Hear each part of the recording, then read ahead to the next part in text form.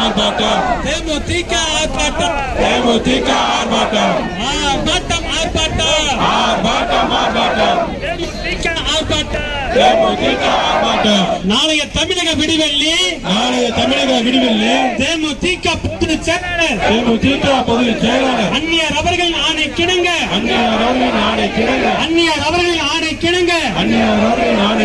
இளைய கேப்டன் எழுச்சி நாயகர்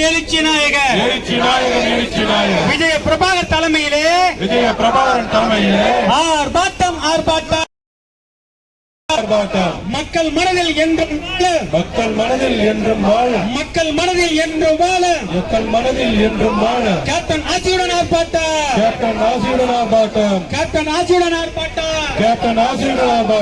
காத்திடே என்று சொன்ன சொர்ண அக்கா கனிமொழி அக்கா வந்து பாரு நல்ல குடிச்சில் வந்து பாரு இளம் விதவைகள் அதிகமான தமிழ்நாட்டில் பூரண மதுவிலக்கு என்னாச்சு? பதில் சொல்லு மாண்புமிகு முதல்வரே சொர்ண அக்கா கனிமொழியே நீதிக்கு வந்து போராடுது தமிழகம் முழுவதும் போராடுது வெட்கக்கேடு மானக்கேடு கஞ்சா புழக்கம் வீதிகள் தோறும் ஓடுகிறது. விடிய அரசே ஊழல் அரசே கண்ணுக்கு தெரிகிறதா மரண ஓலம் கேட்கிறதா? கள்ளக்குறிச்சி மாத்திரமல்ல எங்க பார்த்தாலும் பாக்கெட் சாராயம் கண்ணுக்கு தெரியலையா? ஆட்சியாளரே மாணவர்களையும் கஞ்சா போதையிலிருந்து காத்திடு கட்டுப்படுத்து சாரத்தை கட்டுப்படுத்து. இது மக்களாக நீங்களும் இளைஞர்களும் சிந்திக்கணும்.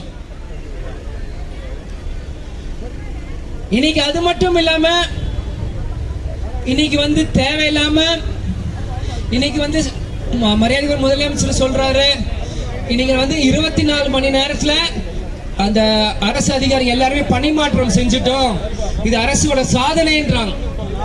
நாங்க தேர்தலுக்கு பயப்பட மாட்டோம், மக்களோட வாழ்வாதாரத்துக்கு தான் நாங்க சிந்திப்போன்றாங்க. அப்படி சொல்றவங்க கள்ளக்குறிச்சியில சுத்தி இருக்க அதிகாரிகளை மாத்தினீங்களே, இருக்கிற எம்எல்ஏ எல்லாருமே ராஜினாமா செய்ய சொல்ல வேண்டியதானே?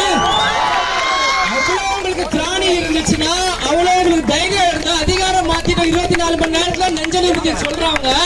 ஏன் அங்க இருக்க எல்லாருமே எம்எல்ஏ ராஜினாமா செஞ்சு உங்களுக்கு அவ்வளவு தைரியம் இருந்தா மீண்டும் தேர்தலை சந்திச்சு ஜெயிக்க வேண்டியதானே? அந்த அளவுக்கு தைரியம் திமுக அரசுக்கு இருக்கா? 40 எம்பி எலெக்ஷன்ல ஜெயிச்ச உடனே அடுத்த டார்கெட் 200 மேல ஜெயிக்கணும்ன்ற சொல்லிட்டு இருக்கீங்க. ஆனா 200 மேல ஜெயிக்கணும் நீங்க சொல்றீங்க. ஆனா மக்களுக்கு என்ன செஞ்சீங்க? இன்னைக்கு உங்க ஆட்சி 3 வருஷம் ஆயிடுச்சு. 2021 2024 இருக்கும், 3 வருஷம் ஆயிடுச்சு.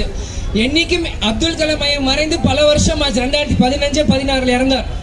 ஆனா இன்னைக்கு அப்துல் கலாம் ஐயா பிறந்தநாள அரசு விடுமுறை நாள அறிவிக்கிறீங்க. இவ்வளவு நாள் விட்டு இன்னைக்கே அறிவிக்கிறீங்க.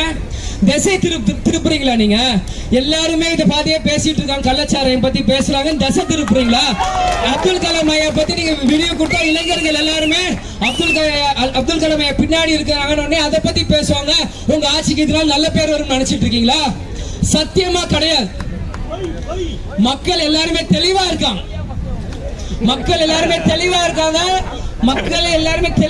யாருமே திசை திருப்ப முடியாது. இன்னைக்கு இவ்வளவு பெண்கள் என்னை சுத்தி இருக்கீங்க. பெண்கள் நீங்களும் உங்களுக்கு தெரியும், இந்த டாஸ்மாக் இங்க இருக்க சென்னையில் எத்தனை பேர் குடும்ப வாழ்க்கையை அழிச்சிட்டு இருக்கு. இன்னைக்கு கிராமப்புறங்களை கள்ளச்சாரி அழிக்கிற மாதிரி மெட்ரோபாலிட்டன் சிட்டில டாஸ்மாக் இன்னைக்கு எத்தனை குடும்பத்தை அழிச்சிட்டு இருக்குன்னு உங்களுக்கு தெரியும். அது ஆண்களை கேட்டா என்ன சொல்றாங்க? உடம்பு வலி, மனசு சோகம், அதான் 2 பாட்டில் விட்டுட்டேன் அப்படின்றாங்க. அப்ப உடம்பு வலி மனசு சோகனா அரசாங்கம் என்ன பாட்டில் விற்க கூடாது, அந்த மக்களுக்கு வாழ்வாதாரத்துக்கு வேலை வாய்ப்பு உண்டாக்கி கொடுக்கணும்.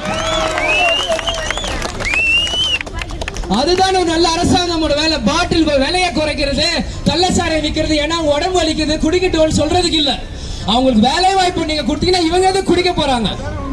காலையில இருந்து சாயங்காலம் வேலையை பார்த்தா சாயங்காலம் மேல குடும்பத்தோட சந்தோஷமா இருந்து நேரத்தோட படுத்து நேரத்தோட சாப்பிட்டு நேரத்தோட வேலைக்கு போயிட்டு வருவாங்க. அந்த வேலை வாய்ப்பு இல்லாம என்ன பண்றதுன்னு தெரியாமதான் போதை அடிமையாயிட்டு இருக்காங்க நீங்க ஒவ்வொருத்தரும். இதெல்லாம் மாற்றி சொல்ல முடியும். மக்கள் நீங்க சொல்லுங்க.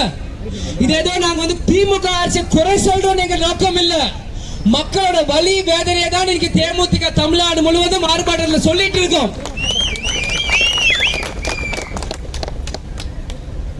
இது மக்களாக நீங்கள் சிந்திக்கணும். இந்த கேஸ் உடனடியாக சிபிஐக்கு மாற்றப்பட வேண்டும்.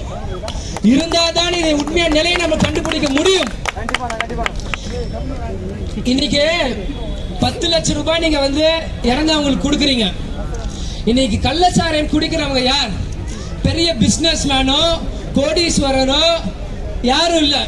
சாதா ஏழை விவசாயிகள் கூலி தொழிலாளி பார்க்கிற நபர்கள் தான் இன்னைக்கு சாராயம் குடிக்கிறாங்க.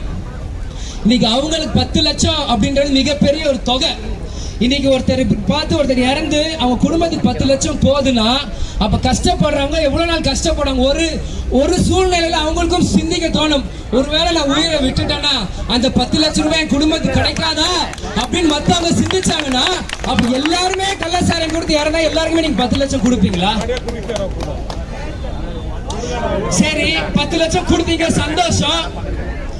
திமுக சொந்த காசையா கொடுத்துச்சு? மக்கள் வரி பணம் தானே கொடுத்தீங்க. மக்களோட வரி பணத்தை தான் கொடுத்திருக்கீங்க. இது நியாயமா?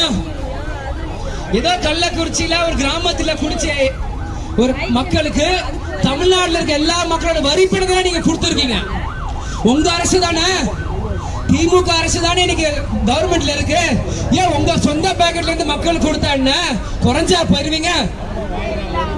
இன்னைக்கு கலைஞர் ஐயால இருந்து ஸ்டாலின் அண்ணால இருந்து உதயநிதி ஸ்டாலின் இருந்து அவங்க பையன் வரைக்கும் நீங்க எல்லாருமே வாழ்க வாழ்கன்னு பேசுறீங்களே.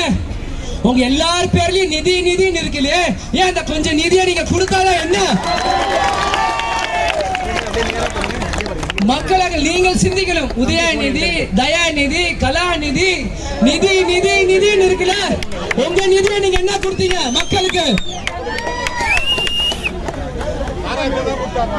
அதே மாதிரி சம்பந்தப்பட்ட அதிகாரிகள் எல்லார் மேலும் எஃப்ஐஆர் போடணும். அவங்க எல்லாருமே என்ன பண்ணிட்டு இருக்காங்கன்னு கொண்டு வரணும். மக்களுக்கு நீங்க கொண்டு வாங்க. எல்லா குற்றமும் மக்கள் முன்னாடி கொண்டு வந்து நிரூபிக்கப்படணும். இது ஒரு சும்மா ஒரு சாதாரண விஷயம், சும்மா இன்னைக்கு விட்டுடுவோம் மட்டும் நினைக்காதீங்க. நிச்சயம் இது விஷயம் தொடரும். மக்களும் மீடியா நண்பர்களும் இந்த நேரத்தில் நீங்கள் என் துணையா நின்று இந்த விஷயத்தை நீங்க கிளறி எடுக்கணும். கண்டிப்பாக இது வந்து ரொம்ப ஒரு மோசமான நிலைக்கு போயிட்டு இருக்கோம்.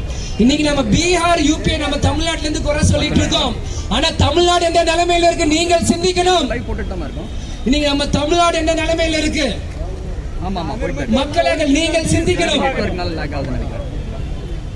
இன்னைக்கு இந்த திமுக என்ன சொல்றாங்க, இன்னைக்கு பாண்டிச்சேரியில இருந்து தான் இந்த மெத்தனால் உள்ள வந்துருச்சு, அது அங்க பாஜக பண்ற வேலை அப்படின்றாங்க.